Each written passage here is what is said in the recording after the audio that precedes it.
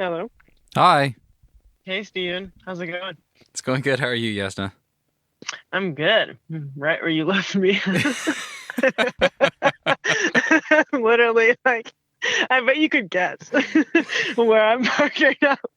You parked at Walmart? Oh, no, no, no, no. I'm faster than that. Come on.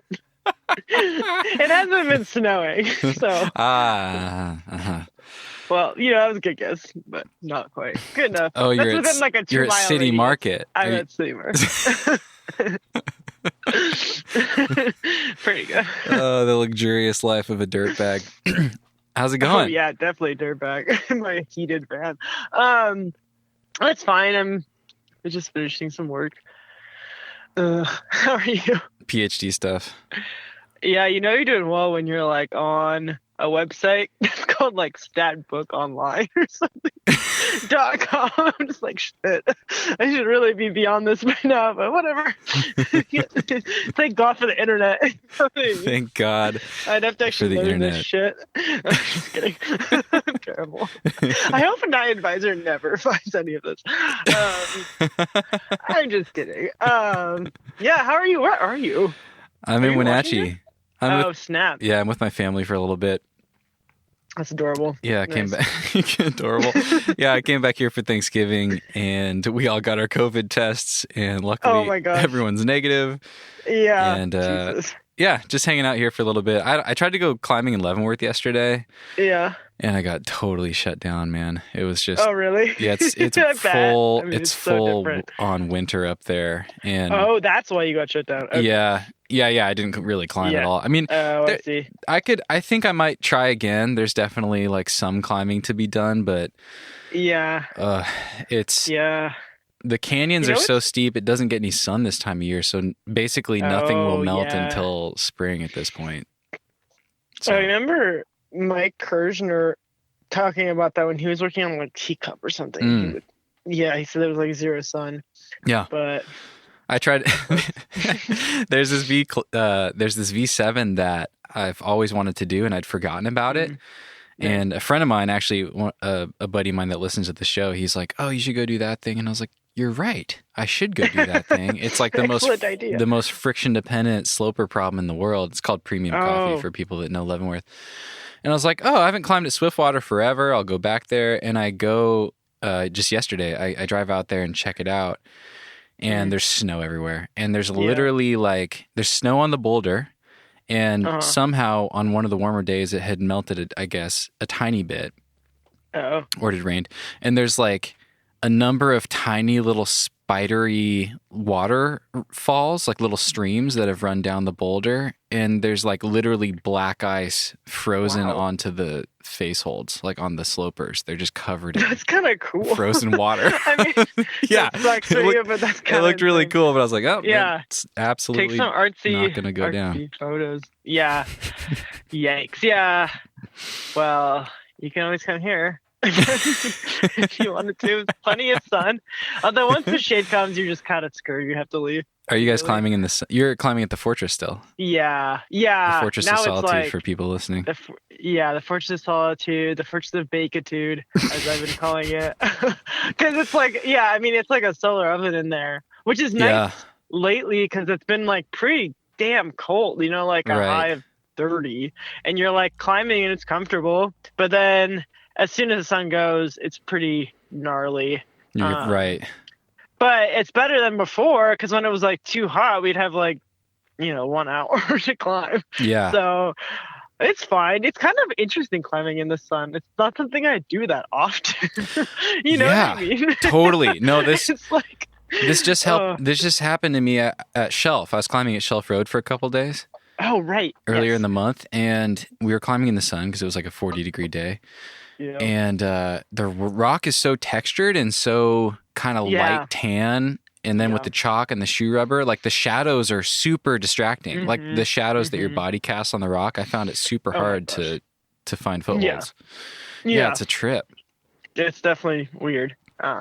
Yeah, I had the same problem with my shadow and such. It's kind of important there because if you don't step on shit that people have stepped on, like you might kill your belay. You really don't want to you don't want to be just exploring with your foot. It was actually really funny because I tried this route the other day that's like a fresh route, and I was doing a move that I hadn't done before. So I wanted to stick the move and do it, so that I'd be like, okay, that's how I do it. But as I hit the hold, I was just dragging my left foot up, not even weighting anything. Right. I was just dragging it up. And it was just the sound was just this cacophony. It's just shit flying off the wall. And my player, he's like, oh, just keep going. I was like, oh, this is so spectacular. But I mean, it's not all like that. This is a brand new route. But it was pretty funny. Is this the thing you guys bolted? Well, Tom's been bolting up there. He bolted this extension of phone booths, which I told you about, which is a really good rock.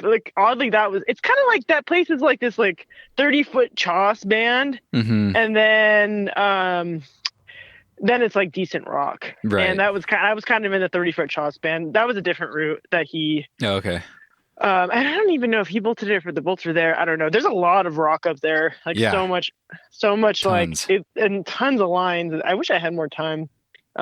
Yeah, it's that's cool. It'd be fun to sink some steel in there. Yeah. Because the climbing's fun, but it for someone like me who has barely developed anything, that would be more interesting to me than climbing on some of these routes. Right. Because I can't really. Did I tell you I'm gonna make this PDF guidebook that's gonna be called something like what to climb on at the fortress if your partner is trying kryptonite? Yeah, I thought you were joking, but that's amazing, and you should absolutely make that guidebook. I probably am joking because it's probably just gonna be an 8A Punto New comments guidebook, but it's just funny because that's no one else does anything else up there. Right. So it's been kind of fun. I've been adventuring to the 13As and shit. Yeah. And the 14 minuses, which felt really hard. So I kind of gave up. Okay. For people listening, the Fortress of Solitude, it's an hour from Rifle, and it's where kryptonite is, the first 14D in America. And people don't really go up there to climb on anything else. So you're kind of exploring. Yeah, I mean, there has been other people every now and then. I'm sure locals come up here, but yeah, I mean, it's not but it's fun. It's good fun. It's fine. Okay. Yeah, we'll leave eventually. Yeah.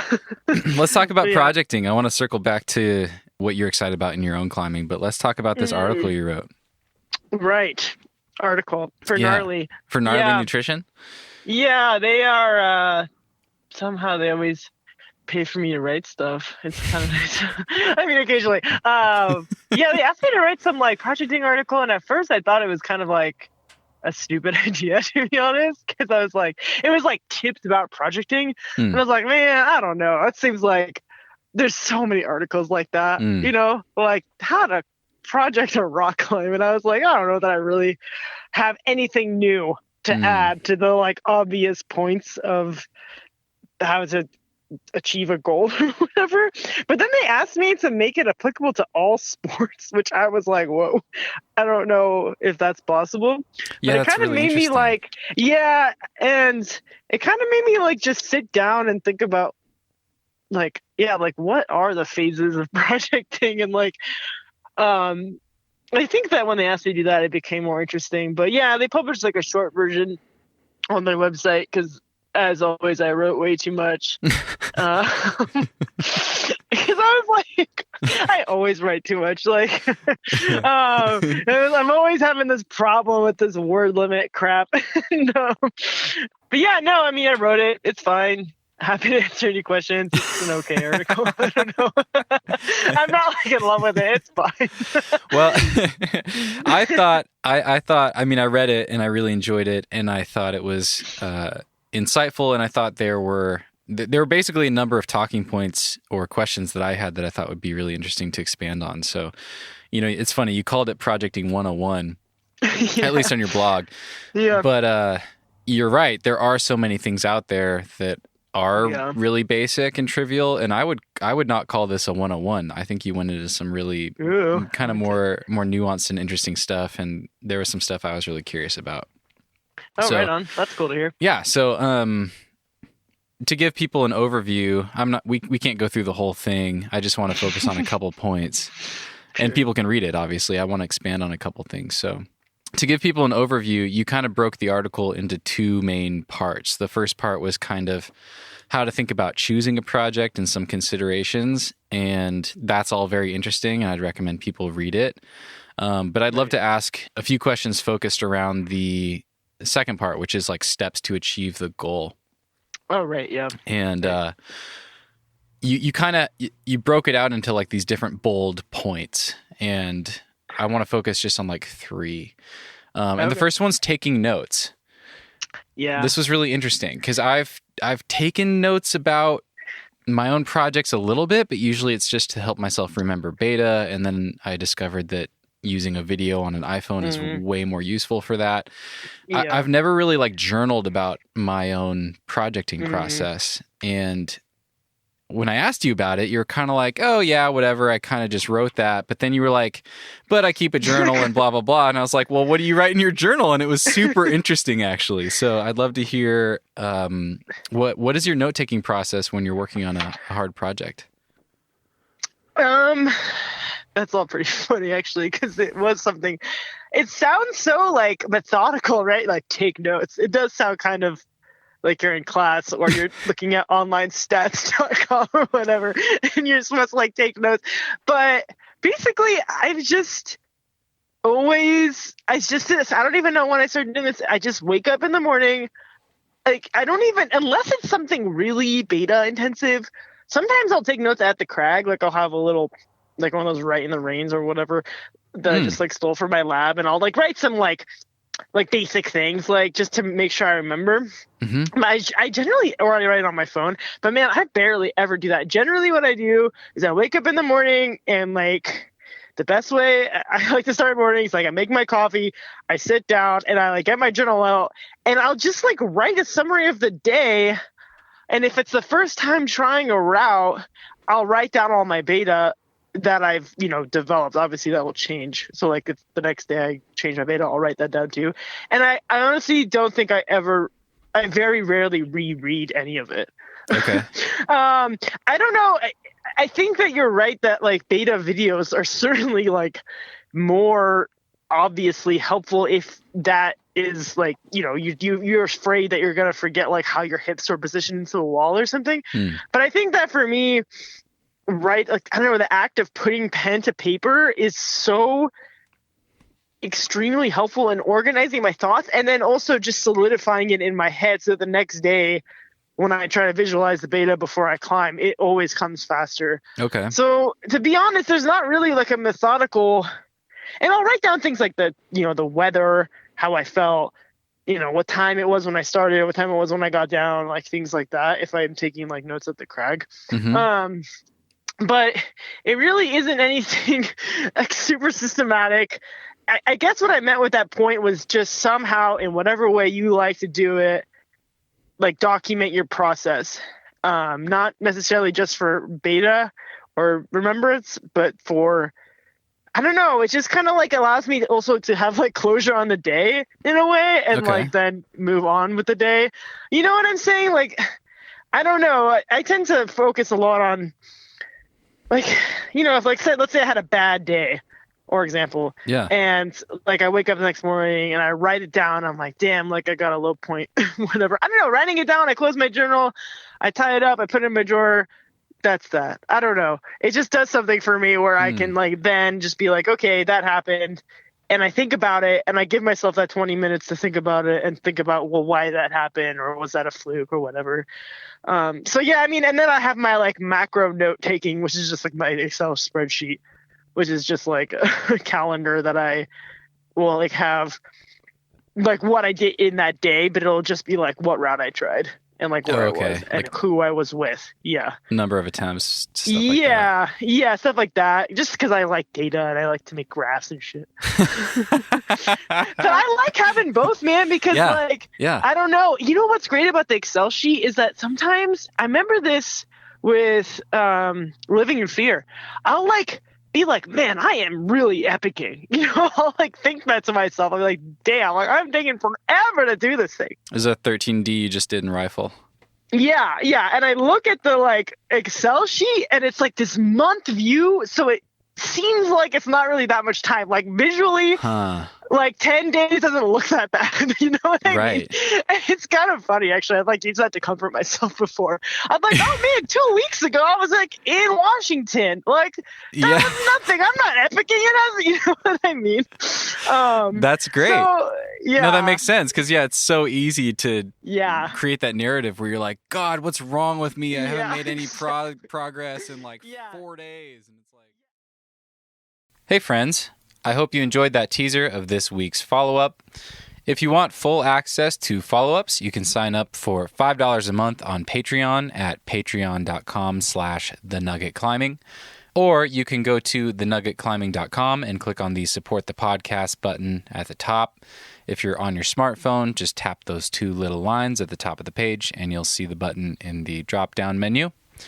$5 per month gets you access to all follow-up calls, past and future. As long as you are a member, you'll have access to all of them.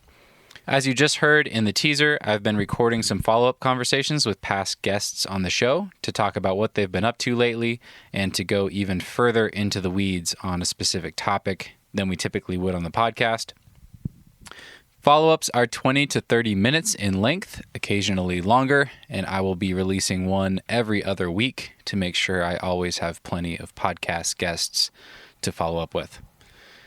If you sign up for follow-up calls, what you are really doing is supporting the regular podcast and helping me continue to chase down interesting guests so I can pick their brains and bring you new nuggets every week. And by signing up on Patreon, you get some bonus content to look forward to as well. In addition to getting access to follow-ups, I will also let you know who's coming up on the show, and you can submit patron questions for upcoming guests, as you have undoubtedly heard in other episodes of the podcast. $5 per month. Think of it as buying me a beer at the local brewery after a long day of climbing. Whether or not you choose to sign up, thank you for listening, and feel free to share the podcast with your friends or leave a rating on your listening app. It truly helps, and I appreciate you for tuning in. I am very grateful for you guys. Much love to you all. We'll see you next time.